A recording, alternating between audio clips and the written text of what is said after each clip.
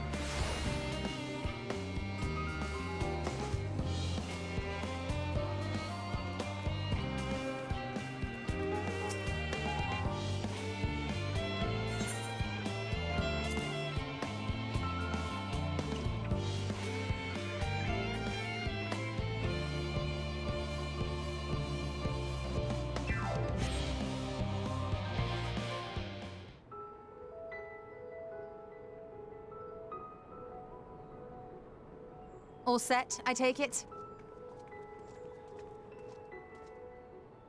We finished what we could. Delivered supplies, tracked down escaped animals. Trivial tasks as they may be.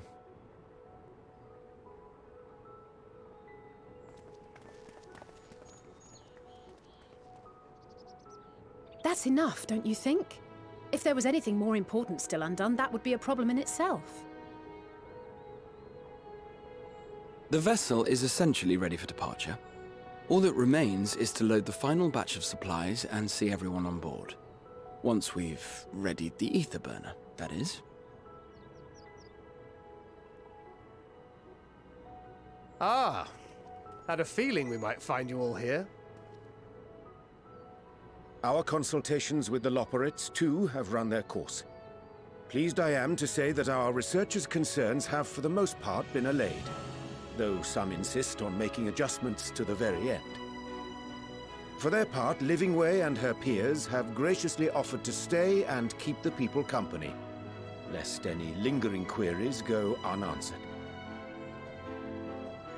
All that remains is to wait for the refined adamantite. Alphino, are you there? It's me, Cryo.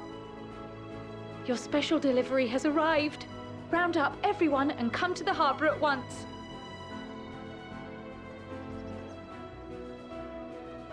Speak of the devil. Let us go at once.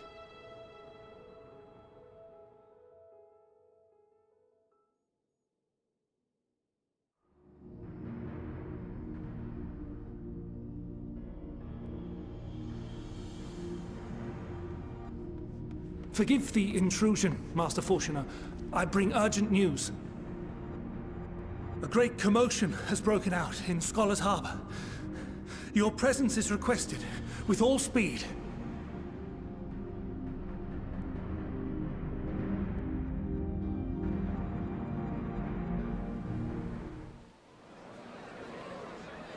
Now, where might this delivery be?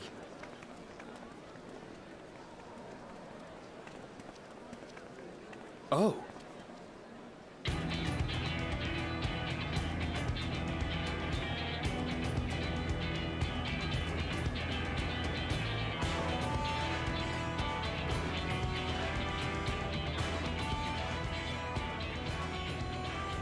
I'm sure it's very important, but we cannot accept these without the proper permits. By the 12! Surely, these can't all be.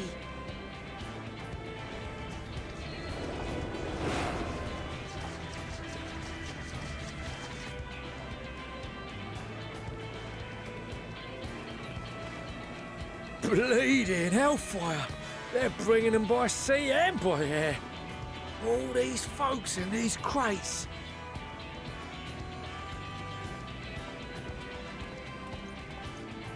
And more on the way. Got your adamantite right here. A bigger haul than any of these sorry bastards brought, and that's no lie.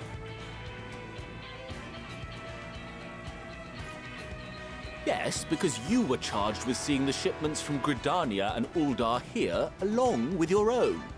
Give credit where credit is due. Sounds like the sorry whinging of a sore loser. An hypocrite to boot. Ain't no way a scrawny whelp like you took a dozen steps inside a Adamant shard. I'll have you know I went all the way to the entrance. Furthermore, 'twas my contacts that enabled us to enlist the cooperation of the Sky Pirates. Left you outside so you wouldn't get anyone killed, did they? Well then, credit where credit's due, you did a right fine job sitting on your ass. Take that back. Make me. I will not stoop to your level.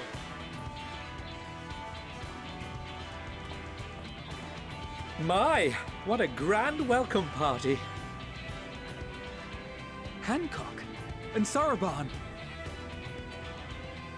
We come bearing relics both sacred and Allegan, as well as a few other gifts that may be of help, to be presented with best wishes from the Eastern Alliance.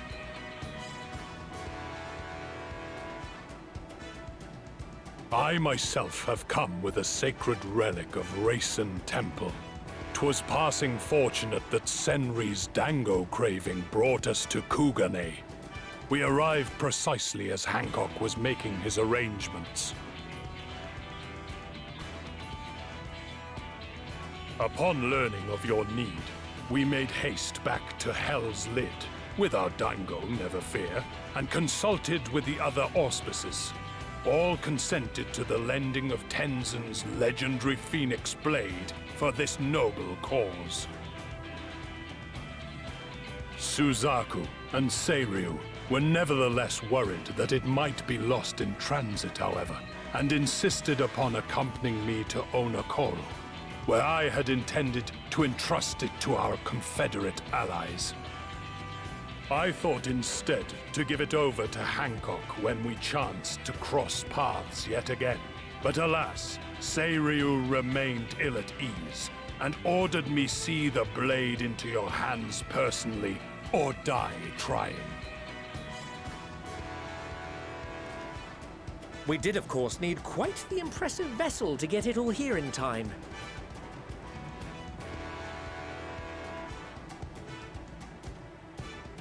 That is all wonderful to hear, but what of the extraordinary cost? I shudder to think of the ransom we must pay for such a bounty. Fret not for your coin purse, young Alphino. Lord Lolorito looks ever towards the profits of the future, and thus the East Aldenar Trading Company went to some lengths to reduce the financial liability.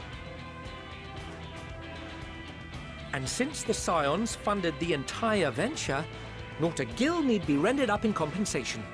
Everything is already yours. We funded the venture? When? Don't let the name fool you. This coin keeper knows a thing or two about spending.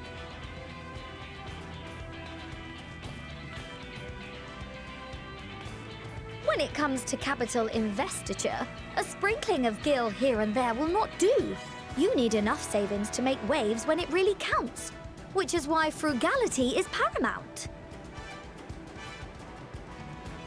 We also had the benefit of a generous patron. Generous being rather an understatement. She has supported us from the shadows since the very founding of the Scions. We even had coffers to fill. Mother! Amelians. I remain, of course, an entirely neutral party. I simply thought our family's coffers were needlessly full. We can hardly take them with us on your teeny-tiny toy boat, now can we? And 'twould be a shame to leave all that hard-earned wealth unspent.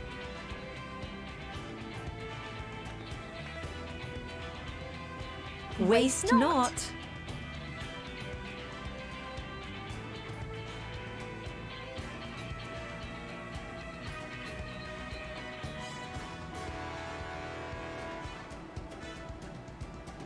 However did you manage so much in so short a time, though? We expected word to reach only a fraction of our allies. Did I not tell you I have my ways? Erenville, you were involved too. I received a letter from Kryl after we parted ways in Labyrinthos. She explained what the Scions were trying to accomplish, and why you might soon require the services of the Gleaners, spread across the world as we are.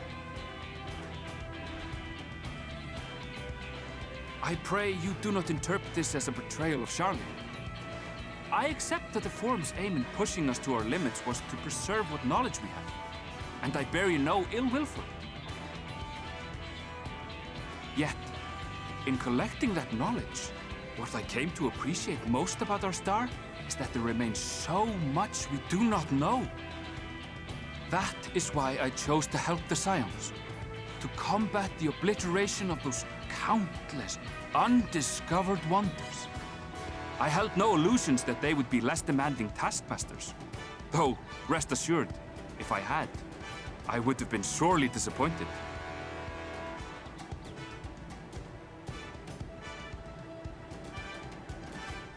To make a long story short, the whole of the guild ship cooperated to ensure your call was heard far and wide.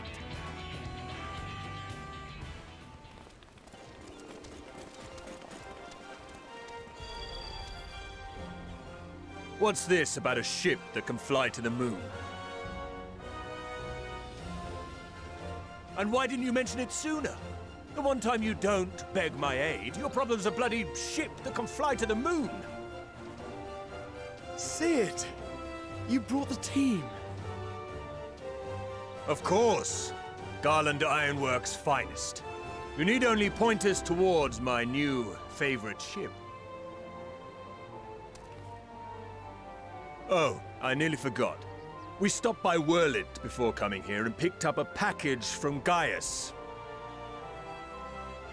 He's still of the mind that actions make for better penance than words, contrite or otherwise, so we offer none of the latter.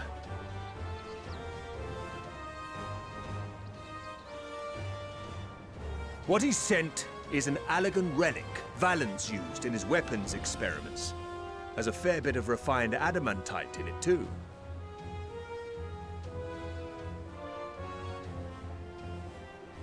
As you like as not suspect, we've also brought adamantite for Mordona's Dalamud shard. I admit to some consternation upon first receiving Kryl's message. So few Scions remain at the Rising Stones now. Far too few for such an expedition. However, the Gleaners were able to secure us reinforcements. Idleshire's treasure hunters, not least among them. I know. How the Gobbyflock fought. Slowfix's gratitude for the safe return of his daughter has not waned, and he gathered his kin to our side with an astounding quickness. The clash between their machina and the Allegan defences was a sight to behold. I wager even you would have been impressed by the magnitude of the Gobby booms.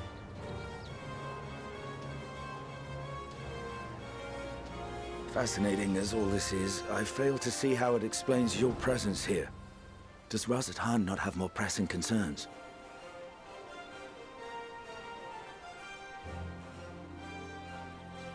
We do. Yet averting the final days would be the most expedient solution. That, and I am indebted to you.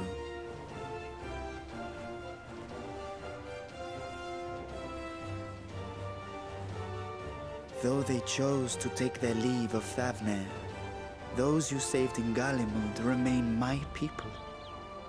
My gratitude is beyond words. 'Tis appropriate that I aid you in kind. If in the doing we bring salvation to others of this star, so much the better.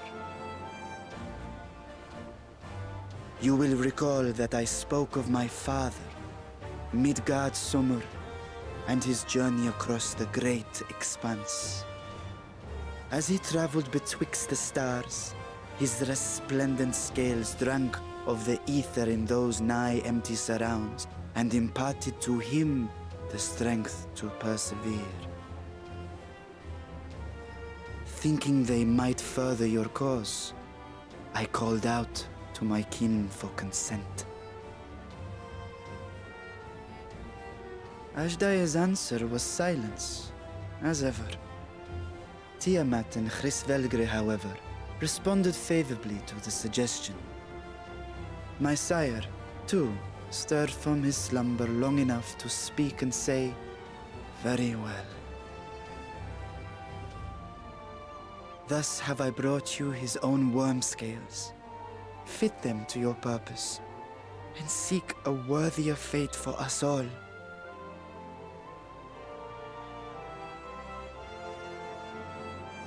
You'd be hard-pressed to find someone else so familiar with the unique properties of dragon scales. So I invited myself along.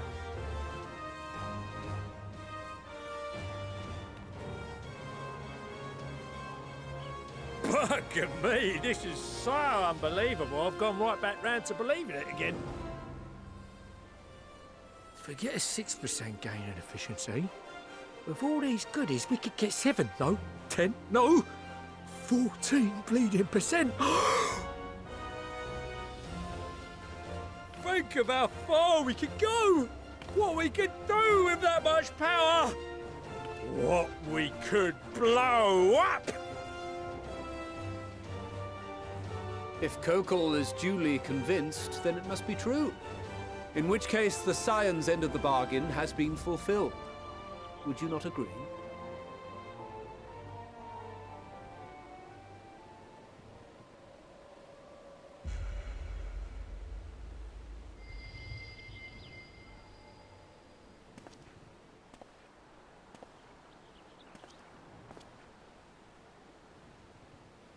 Yes, Father?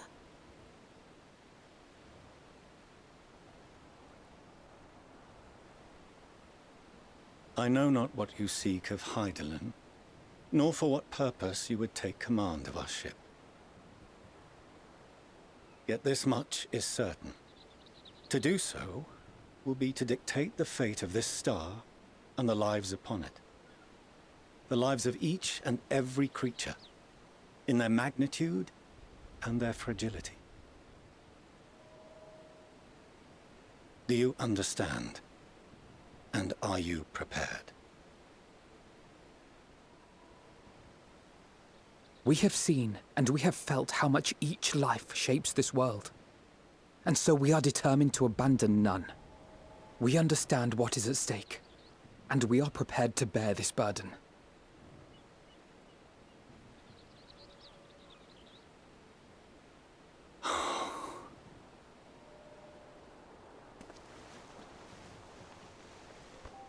Then I will bear it with you. I beg you, share your struggles with me. As family.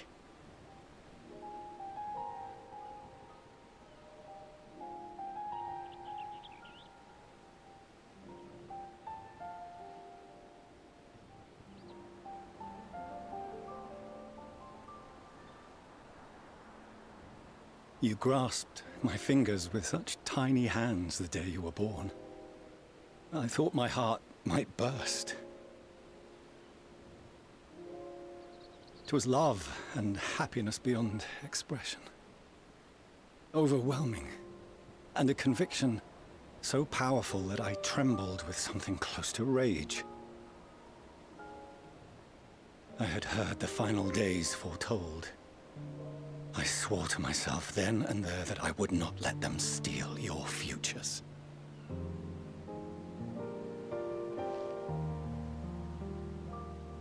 great exodus would succeed. Must succeed. No sacrifice or sin was worse than the alternative. If anything gave me pause, 'twas mine own father. The Archon Louisoix openly decried Charlian's policies, a perspective which I regarded with increasing disdain as I grew older.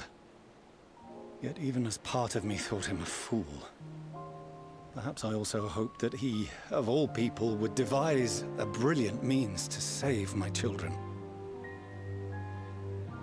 A naive hope, but stubborn enough that I could never bring myself to keep you apart.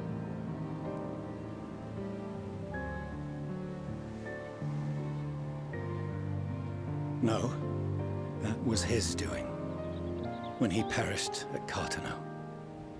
As we pulled that twisted slab of Dalamud from the sea, I remembered the warmth of your newborn touch.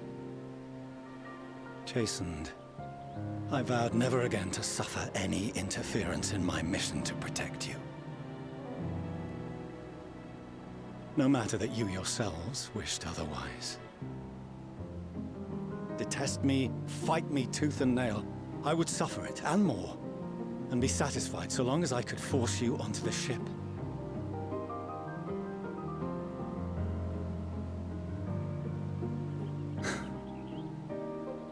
I was wrong. You two have grown so much stronger, and so much wiser, than I dared dream. You have earned the right to walk your own path, and already begun to do so. Good. Because there are things we care about, and people we love, and none of them is replaceable. Not a one. It cannot have been an easy journey for you to have come so far. We shall be glad to acquaint you with the finer details someday, once this danger has passed. All that we have seen and heard, that we have felt and learned in our travels. Ours is not a kind world, but it is beautiful. Always. Oh no. Are you quite sure that's wise? After all, someone turns pale and flees the room when he sees so much as an envelope containing word of your adventures. Whatever will happen if he learns what you were really up to? Amelians.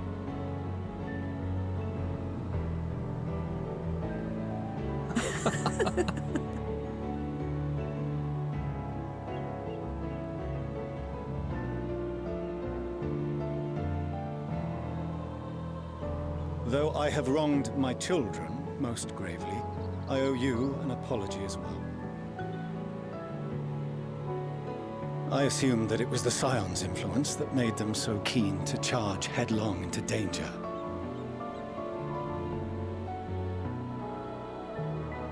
Yours, in particular. I see now that said influence instead brought them together with the many fine people gathered here today. In which case, I hope you continue to guide them.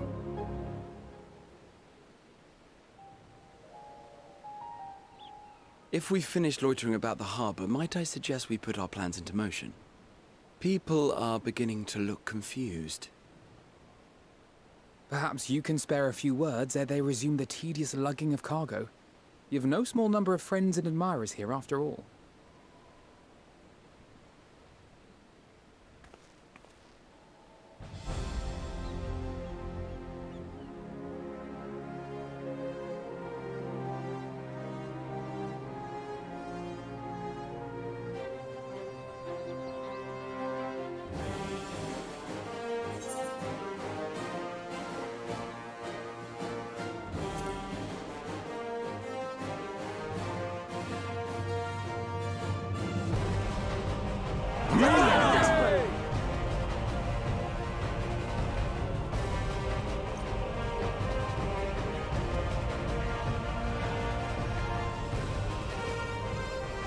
Your assistance is appreciated.